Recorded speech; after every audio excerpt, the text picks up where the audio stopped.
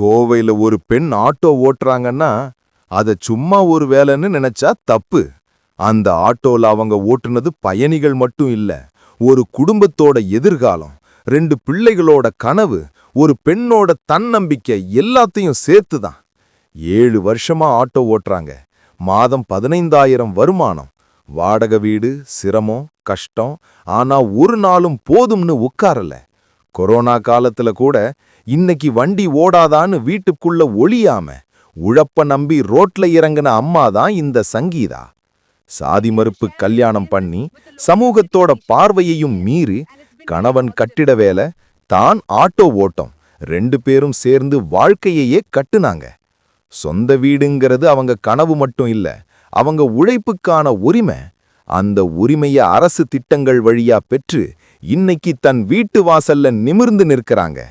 இவங்க கதையில பெரிய பேச்சே இல்ல, ஆனா பெரிய பாடம் இருக்கு.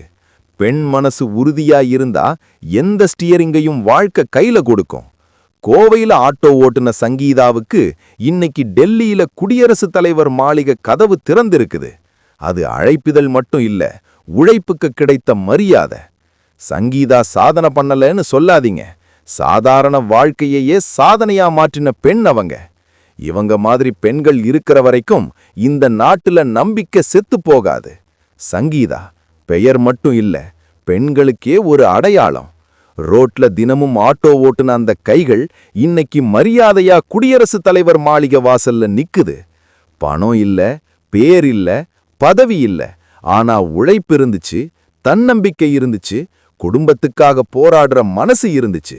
அதனாலதான் ஒரு பெண் ஆட்டோ ஓட்டுநருக்கு இந்த தேசமே தலைவணங்கி பாராட்டுது.